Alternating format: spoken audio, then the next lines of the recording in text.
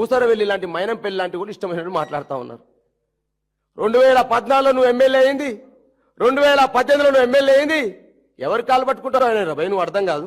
తెలంగాణ భాష మేము మాట్లాడలేమా? ఎవరి కాలు పట్టుకుంటాను నువ్వు? మైనంపల్లి హనుమంతరావు. ఇవాళ నేను మాట్లాడుతున్నా, ఇక నాకు ఫోన్లు వస్తూనే ఉంటాయి, నాకు మెసేజ్లు వస్తూనే ఉంటాయి, నన్ను భయభ్రాంతులకు గురి చేస్తూనే ఉంటారు. అంటే ఇష్టం వచ్చినట్టు మాట్లాడితే మీ చేతులు కట్టుకొని కూర్చుంటాం ఏంది? మా పార్టీ వర్కింగ్ ప్రెసిడెంట్ ఆయన, 5 సార్లు ఎమ్మెల్యే, మాజీ మంత్రి, పైన నువ్వు ఇష్టం వచ్చినట్టు మాట్లాడితే ఊరుకుంటుంది మీ చేతులు కట్టుకున్నామా అంటున్నాను. ఇవాళ 5 సార్లు ప్రజావాసు గెలిస్తే నువ్వు గెలిచింది ఎప్పుడు? 2009లో ఒకసారి గెలిచిన మేము.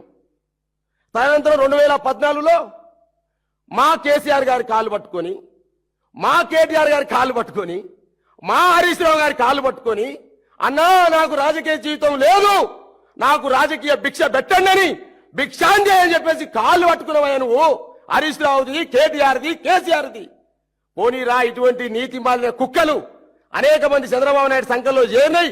ఏదైనా బుద్ధి మార్చుకొని తెలంగాణ కోసం పనిచేస్తామని వస్తానంటే మా కేటీఆర్ గారు, కేసీఆర్ గారు పెద్ద మనసుతో, హరీష్ రావు గారు పెద్ద మనసుతో నిన్ను ఆహ్వానిస్తే ఇవాళ 49,000 ఓట్లతో ఓడిపోయిన నువ్వు 49,530 ఓట్లతో ఒక్క గుద్దుడు గుద్దితే మల్కాజిగిరిలో ఓడిపోయిన నువ్వు మతి భ్రమించి పిచ్చి లేసి పిచ్చి పిచ్చిగా మాట్లాడుతా ఉన్నావు.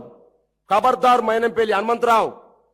రేవంత్ రెడ్డి గారు సూచన చేస్తా ఉన్నా, పిచ్చి ఆసుపత్రిలో చేర్పించి వీళ్ళందరినీ కూడా, మైనంపల్లి హనుమంతరావుని, అద్దంకి దయాకర్ని, ఆది శ్రీనివాసును, బీర్ల ఐలయ్యను, బల్మూరు వెంకటను, మేడిపల్లి సత్యాన్ని, మెట్టు సాయి కుమార్ని, ఏముల వీరేశాన్ని దయచేసి తొందరగా వీళ్ళని పట్టాలే, పిచ్చి ఆసుపత్రి ఎర్రగడ్డ ఆసుపత్రిలో చేర్పించాలని చెప్పి నేను రేవంత్ రెడ్డి డిమాండ్ చేస్తా ఉన్నా.